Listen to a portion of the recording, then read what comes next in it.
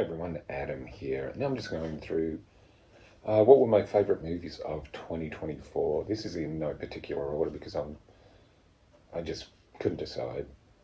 But these are the movies I liked. I know some people say, how did you like that? Well, because I did. Of course, it's just my opinion. Here we go. The Beekeeper. This is with Jason Statham, an action film where he goes after scammers. Some really good action scenes. It's Jason Statham doing what he does best, beating people up. It's kind of a fun, turn your brain off action film, and that's what you usually want in this type of movie. Next up, Abigail. I did enjoy this. This is a movie with Melissa Barrera and a pretty decent cast of supporting characters who are tasked with kidnapping a child for a ransom. Turns out she's a vampire. It was a lot of fun. It didn't suck. There's some pretty decent humour in it as well. Next up, Furiosa, a Mad Max saga. I know this one didn't do too well at the box office, and I thought it was a decent prequel. It's not as good as Fury Road, but it is a pretty decent action film set in the Mad Max universe, where you find a bit of the backstory about Furiosa and how she became who she did in Fury Road. Of course, there's some pretty decent action scenes. Of course, directed by George Miller, who did all the other Mad Max films. I think it was very underrated. People just didn't want to see it. And to me, one of the best surprises was how good Beverly Hills Cop Axel F was. It's good to revisit all the characters from the Beverly Hills Cop franchise.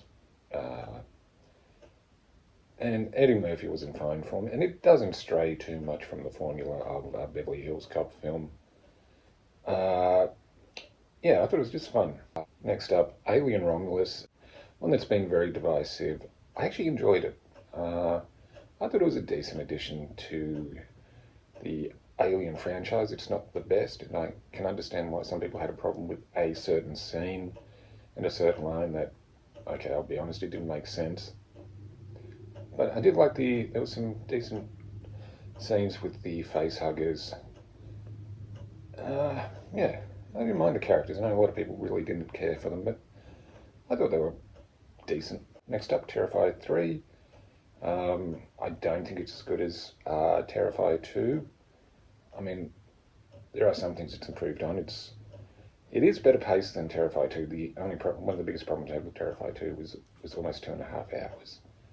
This one, it is better paced, and there's some gory kills, and David Howard Thornton does a fantastic job as Art the Clown, and of course there's some really gory kills.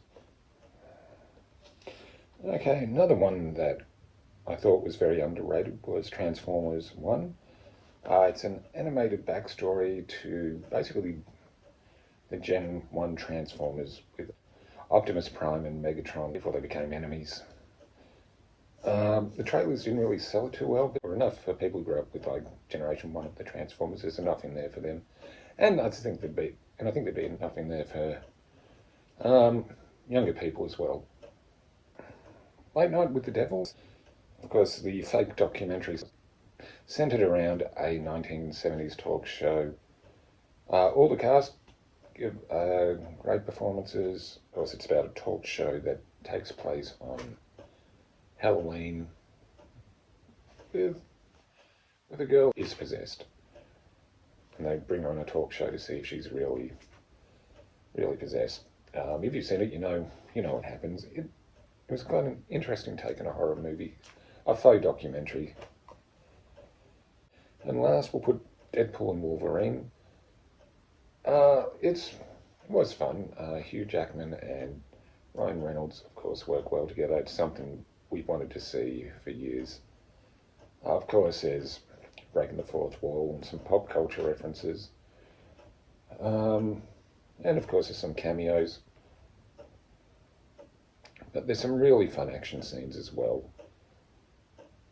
I mean, it's funny, it's violent. It's what you want in a Deadpool movie. Alright, so yeah, I do a quick run through of my favourite movies of 2024.